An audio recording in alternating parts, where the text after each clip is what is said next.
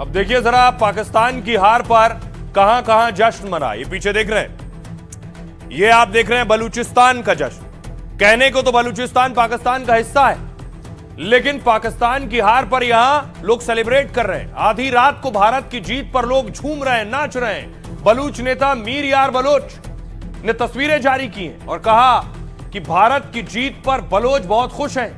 बलूचिस्तान में पाकिस्तान का भारी विरोध होता है और पाकिस्तान पर ज्यादती और दमन के आरोप लगते हैं। बीएलए लड़ाकों ने तो पाक के खिलाफ जंग छिड़ रखी है और बलूचिस्तान के 10 जिलों पर कब्जा भी कर लिया।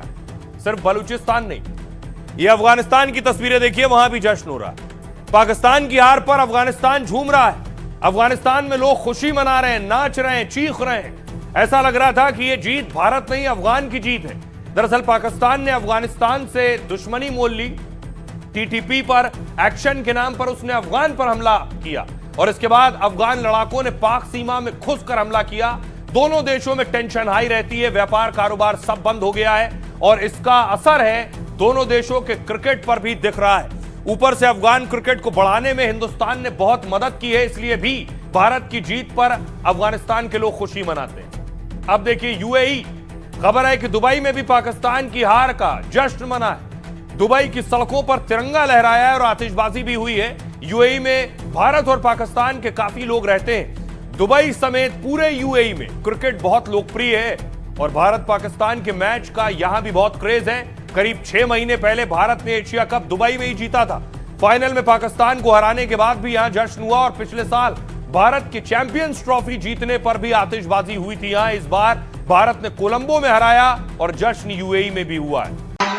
अब देखिए जरा एक बिहारी पर पाकिस्तान में कैसे हाहाकार मचा। पटना से पेशावर तक चर्चा है, एक बिहारी पाक पर भारी पड़ा। पाकिस्तान में ईशान किशन के नाम खौफ पसरा हुआ है, तो बिहार में किशन के भव्य स्वागत की तैयारी हो रही है। बिहार के नवादा में जन्मे ईशान ने क्रिकेट की शुरुआत पटना से की, क्योंकि बचपन में ही उनका परिवार पटना शिफ्ट हो गया था। पटना डीपीएस से पढ़े ईशान बचपन में बहुत शरारती थे। उनकी शरारत से तंग आकर पिताजी ने उन्हें क्रिकेट कोच के पास ले गए। वो कहा, मेरा बेटा बहुत मस्तीखोर है, दिन भर खेलता है, इसे एकेडमी में ले लीजिए। ईशान की उम्र तब थी सिर्फ 7 साल और यहीं से उनके क्रिकेटर बनने की शुरुआत हो गई। लेकिन बिहार क्रिकेट को मान्यता नहीं मिली थी, ऊपर से सुविधाओं की वहां कमी थी, तो ईशान 12 साल की उम्र में क्रिकेट खेलने परिवार से दूर रांची चले गए। 16 साल की उम्र में रणजी टीम में चुने गए, फिर अंडर 19 टीम के कप्तान बने हैं। घरेलू क्रिकेट के साथ आईपीएल में भी ईशान ने रनों की बरसात की है और जल्द ही टीम इंडिया में बिहार के लाल ने अपनी जगह बना ली और 2022 में वनडे में सबसे तेज डबल सेंचुरी का रिकॉर्ड है। वो धोनी की तरह लंबे शॉट लगाते हैं, विकेट कीपिंग भी करते हैं। बिहार से झारखंड तक लोग कहने लगे हैं नया धोनी आ गया है, लेकिन 2023 में निजी कारण बताकर ईशान ने बीसीसीआई से ब्रेक मांगा। कुछ घरेलू मैचों से भी बाहर रहे, तो जैसे करियर पर ब्रेक लग गया, उन्हें सेंट्रल कॉन्ट्रैक्ट से बाहर कर दिया गया और हर फॉर्मेट से छुट्टी कर दी गई। लोग कहने लगे ईशान का क्रिकेट करियर अब खत्म हो गया है, लेकिन ईशान ने हार नहीं मानी, खूब प्रैक्टिस की, घरेलू मैच में रन बनाए। 2025 में मुश्ताक अली टूर्नामेंट में सबसे ज्यादा रन बनाए और टीम को जिताया। तो बोर्ड ने नाराजगी छोड़कर फिर से टीम में वापसी के दरवाजे खोल दिए और इसके बाद तो पूरी दुनिया देख रही है वापसी कैसे की जाती है।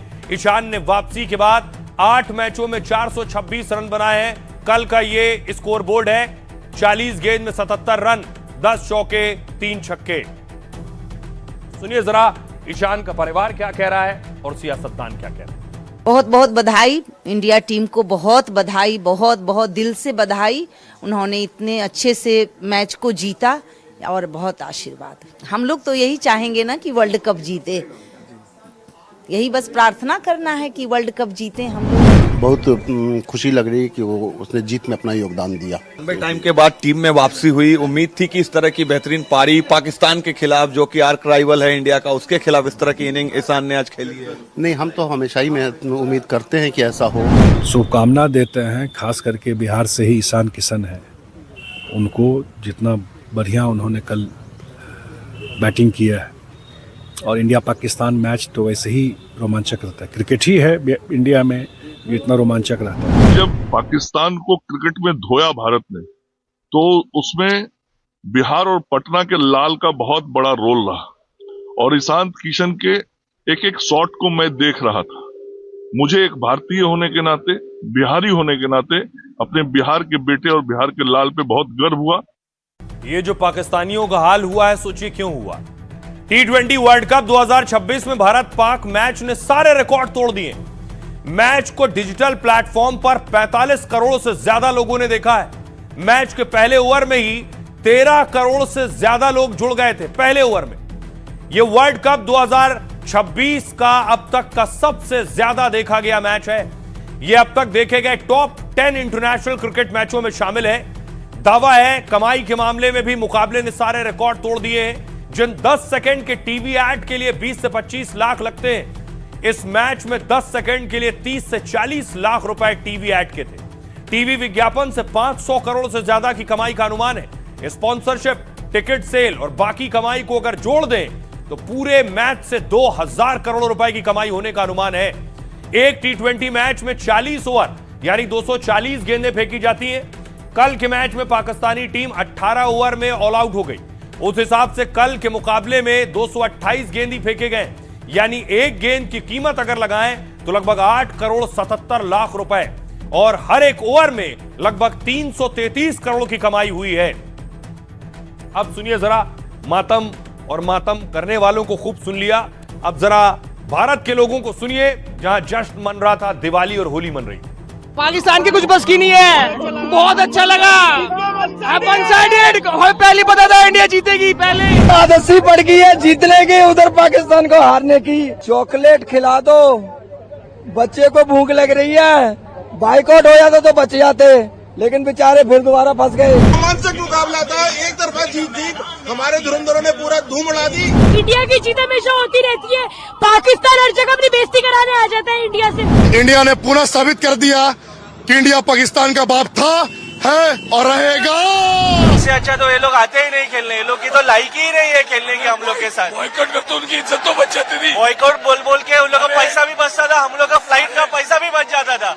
क्यों आए ये लोग खेलने को? टीवी टूटा है इस बार और बहुत अच्छी जीत है ये, और भारत इसी तरीके से हमारे घर वापसी वर्ल्ड कप लेकर आ रही है। ये तो दिवाली है, ये इससे बड़ा तो ये तो ग्रेटेस्ट राइवलरी है। तो अब तो राइवलरी रही ही नहीं, बेसिकली हमने हमेशा तो डोमिनेट ही कराई। उन लोग को भाई कौन से भी फॉर्मेट में खेलने के इंडिया के सामने लायक ही नहीं, तो क्यों खेलते हैं? अपन ने बॉलिंग करी, उससे बता दिया कि पाकिस्तान पाकिस्तानी है और इंडिया इंडिया ही है। भारत माता की जय। बहुत खुश हूँ, बहुत खुश हूँ, बहुत खुश हूँ। इस पल का बहुत बेसब्री से इंतजार था, कब इंडिया डिफीट करे पाकिस्तान को। मुझे एक बॉलर लाए थे, हकला बॉलर, पॉज बॉलर, वो हकला रहा था। हाँ बोलूँ नहीं बोल, लेकिन उसको जो मारा है और जिस प्रकार से इंडिया ने आज उनको बुरी तरह से हराया ना, पूछने लायक ही नहीं है वो। एक बिहारी सभी पाकिस्तान पे भारी, जिया हो बिहार के लाला, तनी नाची के तनी गाई के, तनी नाची गाई के बतावा ए बबुआ। पाकिस्तान को हराकर फिर से पाकिस्तान भेजने का काम किया है। हमारी इंडिया की कुलदीप यादव की बॉलिंग भाई मजा आ गई। पूरा मैच बहुत शानदार रहा और बाप तो बाप होता है। एक सज्जन को आपने सुना जो कह रहे थे एक बिहारी सब पर भारी। उस बिहारी का लेडी लक भी काम कर गया। उनके दादाजी ने बताया कि ईशान की शादी की भी तैयारियां हैं। ये तस्वीर जो आप देख रहे हैं, ये मॉडल है, एक्ट्रेस है, जिनके साथ ईशान की शादी की जानकारी मिल रही है जो होने वाली है। ये कहा जा रहा है ईशान ने जो शानदार खेल खेला है उसमें लेडी लक बहुत काम किया है। तो लेडी लक क्या वाकई काम किया है? कौन है अदिति? T20 वर्ल्ड कप में ईशान किशन ने मैच जिताऊ पारी खेली। सोशल मीडिया पर लोग इसे लेडी लक भी बता रहे हैं। खबर है कि ईशान जल्द शादी के बंधन में बंध सकते हैं। ईशान के दादा अनुराग पांडे ने उनके रिश्ते पर मोहर लगाई और बताया कि वो मॉडल अदिति हुंडिया को डेट कर रहे हैं। अदिति पेशे से मॉडल है, जयपुर की रहने वाली है। अदिति साल 2016 में मिस राजस्थान रनर अप रही, मिस डीवा 2018 की विनर हैं, मिस इंडिया की फाइनलिस्ट हैं, मिस सुपर नेशनल इंडिया का खिताब जीतने के बाद फेमस हुई। Aditi Hundia popular social media influencer भी हैं। इंस्टाग्राम पर 2,71,000 लोग उन्हें फॉलो करते हैं। वो अपने फैशन, क्रेडिबिलिटी और ड्रेसिंग सेंस के लिए बहुत मशहूर है। ईशान और अदिति की रिलेशनशिप की चर्चा आईपीएल 2019 से है। आईपीएल के दौरान वो मिस्ट्री फैन गर्ल के तौर पर जानी गई। बीते 8 सालों से दोनों एक दूसरे को डेट कर रहे हैं। 2026 T20 वर्ल्ड कप में ईशान को सपोर्ट करती भी दिखी। सुनिए जरा, अब ये सारी पोल ईशान के दादाजी ने खोल दी है। क्या कह रहे हैं? क्या कहें उसके बारे में, उसको जो मन होगा वही करेगा, उसी से शादी करे, जिससे करे हम एक्सेप्ट करने के लिए तैयार हैं। उसके बड़े भाई ने कहा कि हम उसी से शादी करेंगे पल्लवी से, तो हमने एक्सेप्ट कर लिया। नकवी क्या कर रहे थे देखिए, जब देखा कि टीम हार रही है तो धीरे से खिसक लिए।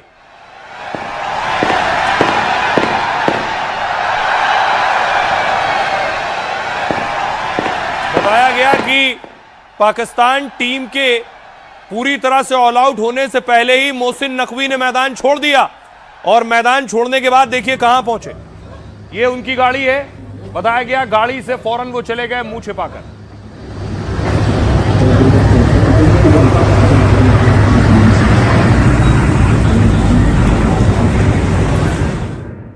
अब देखिए जरा, नकवी का जाना चारों तरफ सवाल उठा रहा है कि आखिर नकवी जिस तरह से एशिया कप से भागे थे यहां भी हुआ। मोहसिन नकवी पर ट्रॉफी चोर का तमगा पहले लग चुका है। पीसीबी चीफ पर अब मुंह छिपाकर भागने का भी दाग लग गया है। मोहसिन नकवी को पाकिस्तान को सपोर्ट करने कोलंबो भेजा गया, वो पहुंचे थे, लेकिन पाकिस्तान की शर्मनाक हार सामने देख चुपचाप निकल गए। मैच खत्म होने से पहले ही नकवी मुंह छिपाकर स्टेडियम से बाहर। शायद उन्हें लग रहा था कि स्टेडियम में रहे तो और शर्मसार होना पड़ेगा, लेकिन वो बेइज्जती से नहीं बच सके। और अब तो असीम मुनीर भी नाराज हैं। खबर है कि मुनीर ने नकवी को हटाने तक की सिफारिश कर दी है। पाक आर्मी चीफ मुनीर पहले ही नकवी के बयानों से खुश नहीं थे, और अब भारत से मिली बड़ी हार ने मामले को और बढ़ा दिया है। मुनीर ने शाहबाज को अपनी नाराजगी और नकवी की शिकायत की है। कहा है पीसीबी और नकवी की वजह से पाकिस्तान की बेइज्जती हुई है। भारत से मैच बॉयकॉट करने और फिर यू टर्न का फैसला उन्हीं का था। पीसीबी और नकवी इसे बेहतर तरीके से मैनेज कर सकते थे। टीम को ठीक से तैयार करने के बजाय वो बयानबाजी करते रहे। नकवी से पूछा गया कि आईसीसी की धमकी पर पाक सरकार क्या करेगी, तो नकवी ने कहा था वो पाक सरकार और असीम मुनीर से डरते नहीं। मुनीर इस मामले में अपना नाम लिए जाने से बहुत नाराज थे, और अब करारी हार के बाद नकवी पर तलवार चलाने की तैयारी है। सुनिए जरा, अब जो क्रिकेट के बहुत शौकीन है बाबा बागेश्वर, मैच के नतीजों के बाद वो क्या कह रहे हैं और सियासतदान क्या कह रहे हैं। उनके दिलों में हमारा साथ लोग रहा होगा। युद्ध के मैदान में भारत ने ऑपरेशन सिंदूर में पाकिस्तान को ठोका, और आज भारत के खिलाड़ियों ने क्रिकेट में ठोक करके मैच को जीता। पाकिस्तानियों से कहेंगे बेटा तुम टेंशन ना लो, लगातार उनके साथ मैच खेलते हैं, फिर जाकर मैच खेलने के बाद कब भी जीत कर आते हैं, कब भी वो लोग चुरा लेते हैं, और फिर भी आप लोग उनके साथ खेलने को आतुर रहते हैं। भारत जीता उसके लिए बहुत बधाई। हम तो जीतने वाले ही लोग हैं, हम तो हराएंगे ही। आज हमारी टीम पूरी दुनिया की नंबर 1 टीम है, और पाकिस्तान जो है गली की टीम है। जैसे कराची हो गया, लाहौर हो गया, इस्लामाबाद, वो जो गलियों में लिहारी वगैरह में जो क्रिकेट होता है वो भी नहीं ठीक से खेल सकती। ऐसी टीम को आप हमारे साथ खिलाते हो, प्लस उनको पैसे भी मिलते हैं, प्लस वो हमारी बदनामी भी करते हैं, वो बांग्लादेश से अपना प्यार भी दिखाना चाहते हैं। तो ऐसे मैच का हम पूरी तरह बहिष्कार करते हैं। शरीफ है, जिसका नाम शरीफ है, उसकी बदमाशी का भी पता लग गया कि वो मानसिकता कहाँ जा रही है। उसने अपनी टीम को तो समाप्त कर ही दिया, साथ ही साथ बांग्लादेश जैसी अच्छी टीम को भी खेलने से पहले ही क्रिकेट से आउट कर दिया। और पता नहीं, मैं खबर नहीं देख पाया कि पाकिस्तान में कितने टीवी टूटे, तो वो जो उनकी मानसिकता है वो भी सब सामने आ रही है। आइए अब खबरों में आगे बढ़ते हैं। आज की एक और बड़ी खबर है, कॉमेडियन को कैसे मिली जमानत। राजपाल यादव पिछले कई दिनों से तिहाड़ जेल में दिल्ली की बंद थे।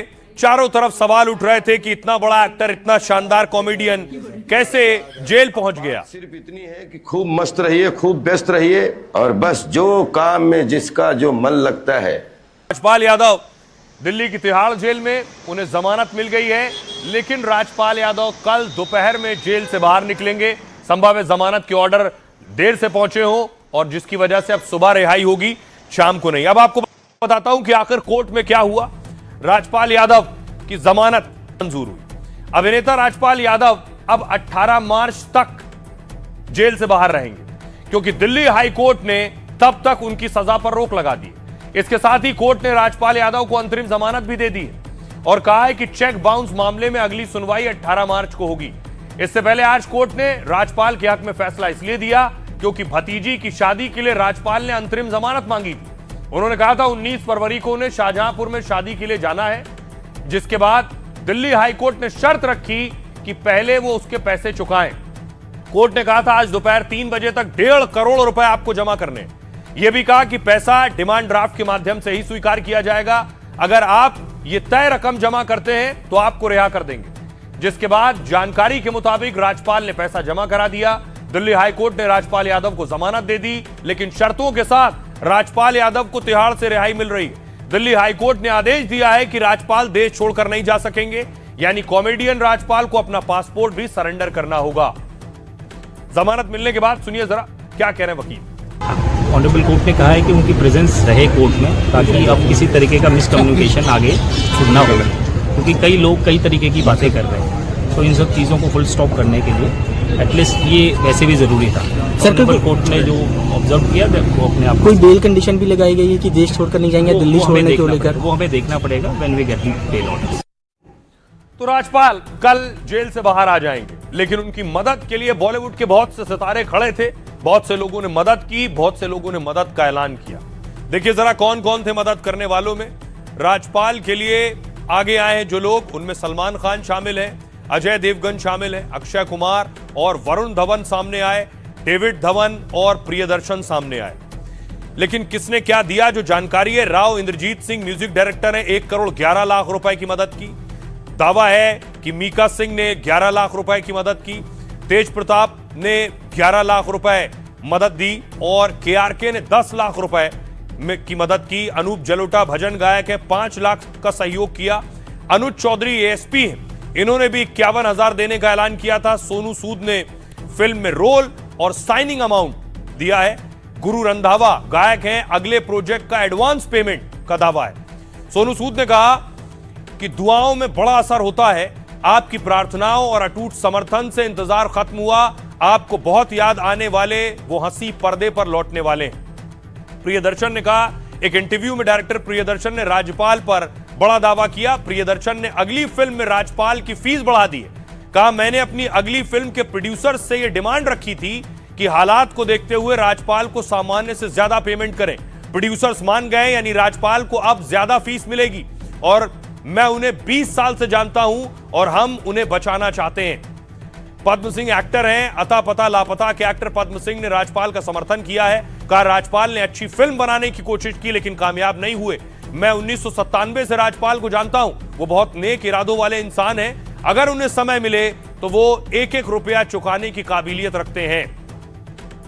सुनिए जरा उनकी मदद करने वाले क्या कह रहे हैं। ये पता लगा कि हमारे मित्र राजपाल यादव को जो कष्ट पहुंचा है उसे फिर से जेल जाना पड़ा है।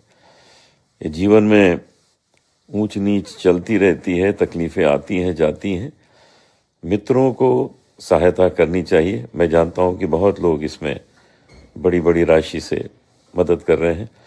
मैं भी अपनी ओर से 5 लाख रुपए भेज रहा हूं। हर एक्टर, हर कलाकार बेहद दुखी है इस बात से, और मुझे लगता है उनके फैंस भी, जिनको वो हमेशा से एंटरटेन करते आए हैं, वो सब भी बहुत दुखी हैं। और मैं चाहती हूँ कि जैसे हर एक लोग जितने सक्षम हैं, लोग अपने स्तर से मदद कर पा रहे हैं, मुझे लगता है हर एक कलाकार को छोटा छोटा ही सही, जो जितना ही कैपेबल है देने के लिए, उनको मदद करनी चाहिए। अब बहुत से लोग ये सवाल करने लगे कि एक एक्टर और शानदार एक्टर बहुत सी फिल्में कर रहा हो, आखिर ऐसा क्या हुआ कि वो इस स्थिति और परिस्थिति में पहुंच गया कि उसके पास पैसे नहीं चुकाने के लिए। ये तस्वीर आप देख रहे हैं राज्यपाल की पत्नी के साथ, वो है उनकी पत्नी, राज्यपाल की पहली पत्नी का निधन हो गया था, उसके बाद उन्होंने दूसरी शादी की। अब आपको बताऊं राज्यपाल की स्थिति क्या है। रिपोर्ट्स के मुताबिक राज्यपाल के पास करीब 80 करोड़ की संपत्ति है। एमपी में करीब 30 लाख कीमत का 5000 वर्ग फीट का घर है। लगभग 40 लाख रुपए कीमत की 2.2 हेक्टेयर कृषि भूमि है, एग्रीकल्चर लैंड है। यूपी के शाहजहांपुर में राज्यपाल यादव का घर और पैतृक संपत्ति भी है। उनकी कमाई फिल्मों, ब्रांड प्रमोशन, विज्ञापन, स्टेज शो, निवेश से होती है। राजपाल एक फिल्म के लिए 1 से 3 करोड़ रुपए तक की फीस लेते हैं। ब्रांड एंडोर्समेंट के लिए वो करीब 1 करोड़ प्रति प्रोजेक्ट चार्ज करते हैं। किसी स्टेज शो या इवेंट के लिए 10 से 15 लाख रुपए लेते हैं और उनकी औसत मासिक आय करीब 30 से 35 लाख बताई जाती है, जबकि सालाना कमाई करीब 4 से 7 करोड़ के बीच मानी जाती है। इतना पैसा होने के बावजूद वो एक फिल्म बनाने के चक्कर में फंस गए। 2010 में राजपाल ने अता पता लापता फिल्म के लिए 5 करोड़ लोन लिया। मुरली प्रोजेक्ट नाम की कंपनी ने पैसा दिया, लेकिन फ्लॉप हो गई फिल्म। राजपाल आर्थिक तंगी में आ गए और समय पर कर्ज नहीं लौटा सके। लोन लेते समय राजपाल ने जो चेक कंपनी को दिया था वो चेक भी बाउंस हो गया, जिसके बाद राजपाल के खिलाफ लोन देने वाली कंपनी ने शिकायत कर दी। इधर कानूनी कार्रवाई चलती रही, उधर 5 करोड़ का ब्याज बढ़ता गया।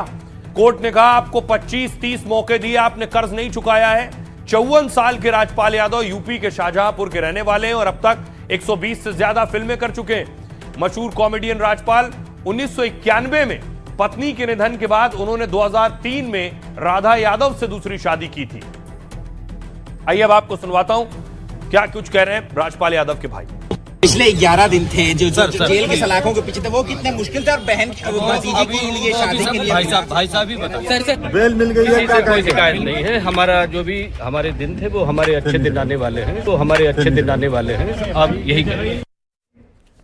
तो रहिए खबरों में आगे बढ़ते हैं। आज की एक और बड़ी खबर है जिस पर दिन भर हंगामा हुआ। सिर्फ एक तस्वीर जिस पर बवाल हो गया।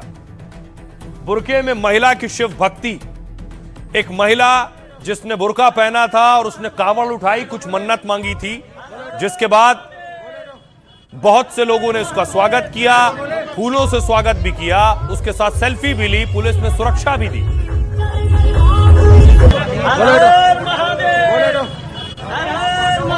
और उसके बाद जब वो पहुंची तो पुलिस ने स्वागत किया, पुष्प वर्षा की, फूलों की बारिश की।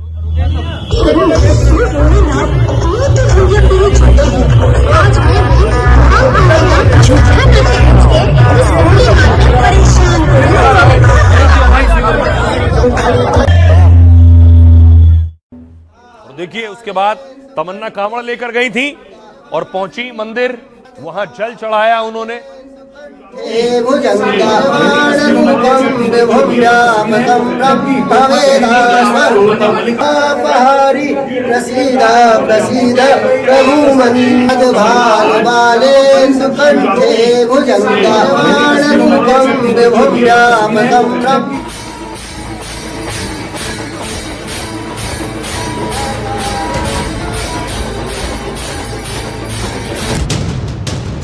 शरीर बुर्के में ढका लेकिन कंधे पर कांवड़ है और शायद भारतीयता की असली पहचान यही है। क्या फर्क पड़ता है उसका जन्म एक शुद्ध मुस्लिम परिवार में हुआ, क्या फर्क पड़ता है बालिग होने तक उसकी पहचान से सिर्फ इस्लाम जुड़ा था, और क्या फर्क पड़ता है कि उसने बुर्के में हरिद्वार से गंगा जल उठाया। भोलेनाथ को बहुत मानती हूँ, मेरी मन्नत पूरी हो गई तो हम अब चलो भोलेनाथ के दर पे अपनी वादा पूरा करो, ले आई कांवड़। फर्क यह पड़ता है कि इतनी शिद्दत से उसने 180 किलोमीटर की कांवड़ यात्रा पूरी की। फर्क यह पड़ता है कि कितनी श्रद्धा के साथ उसने भगवान भोले को जल अर्पित किया। फर्क यह पड़ता है कि उसने मजहब की कांटेदार दीवारों को मोहब्बत की समतल जमीन में तब्दील कर दिया। लेकिन ना किसी को कभी फर्क पड़ा और शायद ना ही पड़ेगा। शरीयत अपने मानने वालों को, इस्लाम के अनुयायियों को इस बात की इजाजत नहीं देती कि वो किसी दूसरे धर्म के धार्मिक कार्यक्रमों में हिस्सा लें। अब देखिए बवाल किस बात पर हुआ कि तमन्ना ने हिजाब पहना है और कंधे पर कांवड़ है। संभल की तमन्ना मलिक तुलसी 10 फरवरी को हरिद्वार पहुंची थी। हरिद्वार में तमन्ना के साथ उनके पति अमन त्यागी भी मौजूद थे। उन्होंने हर की पैड़ी से गंगा जल लिया और कांवड़ यात्रा पर निकल पड़ी। तमन्ना ने बुर्के में ही कांवड़ कंधे पर उठाया और संभल के लिए चल दी। 184 किलोमीटर पैदल चलकर 5 दिन बाद तमन्ना हरिद्वार से संभल पहुंची।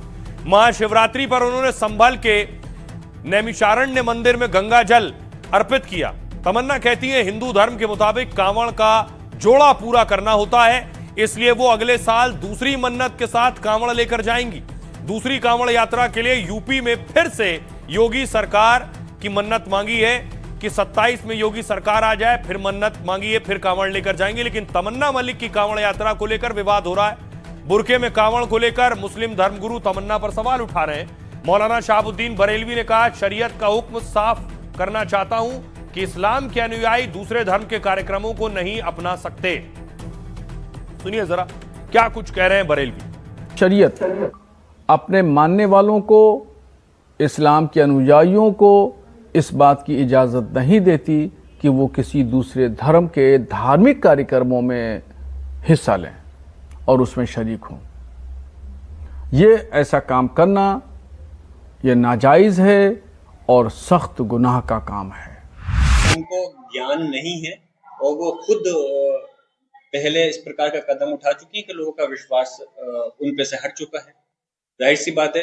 तो इसलिए उनकी बात को हम पकड़, अगर वो महिला अगर दीपक मोहम्मद की तरह कोई काम करती तो हम उसकी जरूर तारीफ करते, लेकिन जो वो काम कर रही है उस चीज की मैं मजम्मत करता हूँ। इस्लाम के खिलाफ है।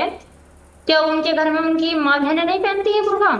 जब मेरी शादी नहीं हुई थी अमन त्यागी से, जब भी ओढ़ती थी मैं ये बुर्का, तब तो उन्हें कोई ऑब्जेक्शन नहीं उठाया उन्होंने। आज मैंने अपनी मर्जी से ओढ़ के अगर मैं कांवड़ ले आई भोले बाबा की, तो उन्हें क्या दिक्कत हो रही है? दुनिया में कितनी महिलाएं बुर्का ओढ़ रही हैं, उनसे तो उन्हें कोई प्रॉब्लम नहीं होती। आज मैंने अपनी मर्जी से ओढ़ लिया, तो इसमें दिक्कत वाली क्या बात है?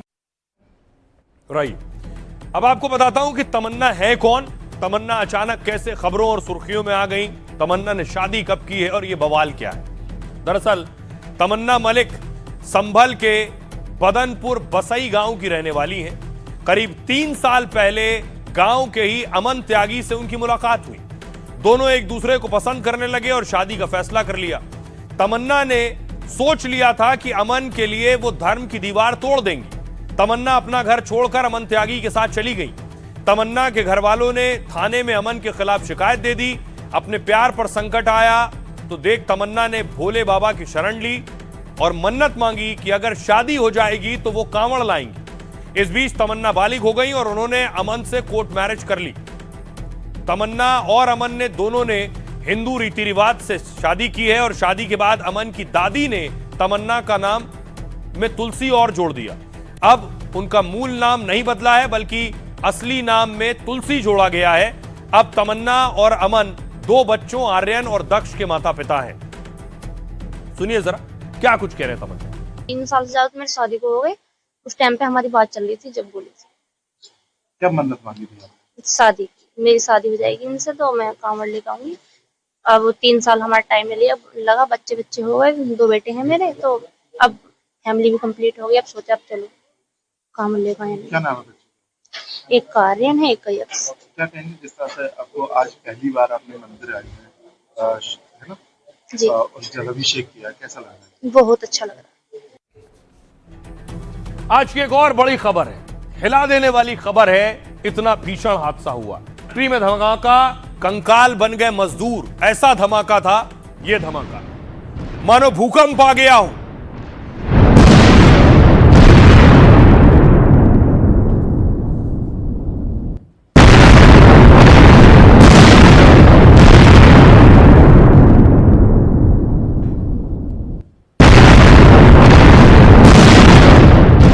देख रहे हैं इस धमाके के बाद ये आग की तस्वीरें देख रहे हैं।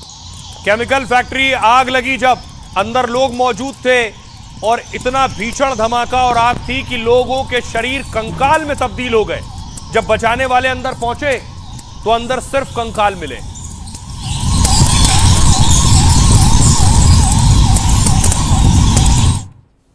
राजस्थान में भिवाड़ी की केमिकल फैक्ट्री में अचानक धमाका हुआ। यह धमाका इतना खतरनाक था कि इलाके में भूकंप जैसे झटके लगे। कुछ लोगों ने दावा किया कि एक के बाद एक कई धमाके हुए थे, जिसके बाद पूरी केमिकल फैक्ट्री आग की लपटों में घिर गई। फैक्ट्री में जब आग लगी तब 25 मजदूर काम कर रहे थे। इसमें 7 मजदूर जिंदा जल गए, जबकि 4 गंभीर रूप से झुलस गए। कई शवों में सिर्फ कंकाल बचा है, तो कई में शरीर के अंग तक राख हो गए। मजदूरों के शरीर के अंग हादसे की जगह पर टुकड़ों में बिखरे मिले। इनकी हालत इतनी खराब थी कि शवों को पॉलीथीन में इकट्ठा किया गया। घायलों की हालत इतनी गंभीर है कि उन्हें दिल्ली एम्स रेफर करना पड़ा। 1.5 घंटे में फायर ब्रिगेड की आधा दर्जन गाड़ियां मौके पर पहुंची। रेस्क्यू टीम अंदर पहुंची तो मौके पर पटाखे और बारूद मिला है। कहा जा रहा है कि फैक्ट्री में अवैध तरीके से पटाखे बनाए जा रहे थे। फॉरेंसिक टीम ने मौके से हड्डियां और जले पटाखों के सैंपल इकट्ठा किए। इस हादसे की जांच के लिए सरकार ने कमेटी गठन की है। प्रधानमंत्री नरेंद्र मोदी ने इस भीषण हादसे पर दुख भी जताया है।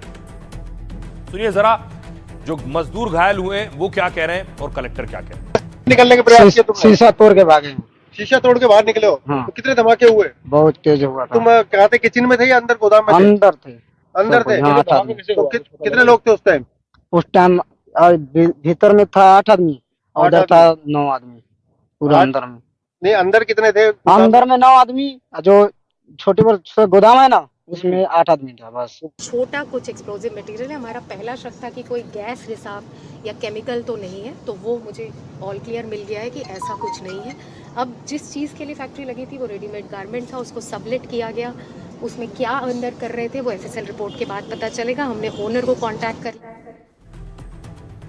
आज की एक और खबर है, पश्चिम बंगाल में बाबरी का निर्माण हो रहा है। इस पर आज नवनीत राणा ने अटैक किया है हुमायूं कबीर पर।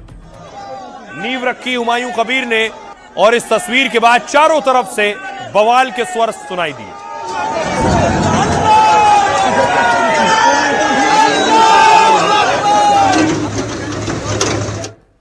अब देखिए क्या कह रही नवनीत राणा। उन्होंने कहा संतों की माला के साथ हाथों में भाला भी होना जरूरी है। मैं महाराष्ट्र की बेटी हूं, भाला के साथ तलवार लेकर भी उतरी हूं।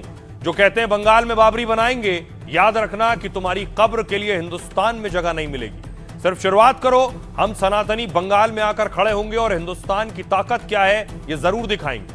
हुमायूं कबीर ने कहा, मुझे मस्जिद बनाने से कोई रोक नहीं सकता। दुनिया की कोई ताकत मुझे नहीं रोक सकती। अगर कोई रोकना चाहता है तो कोशिश करे।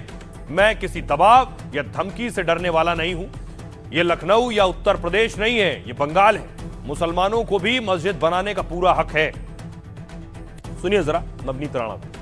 जो कहते हैं कि बाबरी बनाएंगे वेस्ट बंगाल में, ये याद रखना कि तुम्हारी कब्र के लिए तुम्हें हिंदुस्तान में जगह भी नहीं मिलेगी। सिर्फ तुम शुरुआत करो, हम जैसे सनातनी वो बंगाल में आके खड़े होकर आपको हिंदुस्तान की ताकत क्या है वो जरूर दिखाएंगे। देखिए ना, यहाँ का तो प्रशासन है, पुलिस वाला है, मेरा सारे लोग है, वो क्या आके कुछ करने चाहिए तो करके दिखाइए। मैं तैयार हूँ उनको फेस करने का, उनको मुकाबला करने का। इनको साथ मेरा मस्जिद कोई तोड़ने आएगी उनको रोकने का मैं तैयार हूँ। राइट, खबरों में आगे बढ़ते हैं। एक और खबर है जो खबर झकझोर देगी। दिल छू गई वो नन्ही परी। तस्वीर देखिए जरा। ये एक बच्ची है, सबसे छोटी ऑर्गन डोनर है। अपने शरीर के अंग दान किए हैं इस बच्ची ने। अगली तस्वीर देखिए। 10 महीने की बच्ची, उसका आज अंतिम संस्कार किया गया, लेकिन मौत के साथ ही बच्ची ने 5 जिंदगियां बचाई भी।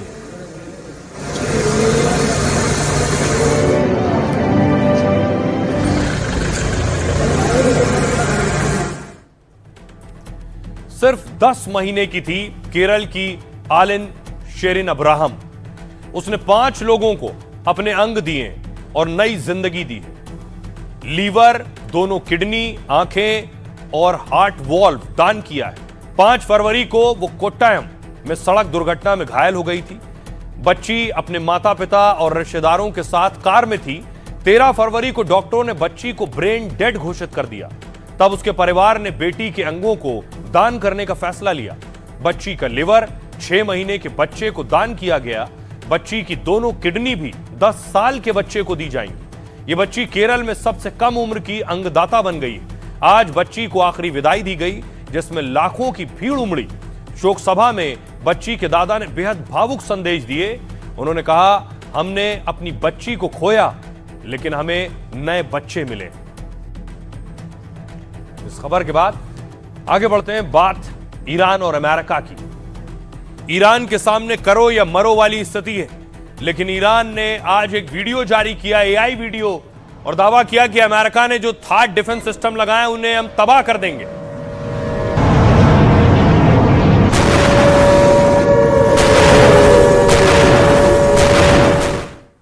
दूसरी तरफ ईरान के जो विदेश मंत्री हैं वो पहुंच गए जिनेवा। जिनेवा में ईरान और अमेरिका के बीच बातचीत होने वाली है। कल ये बातचीत होनी है।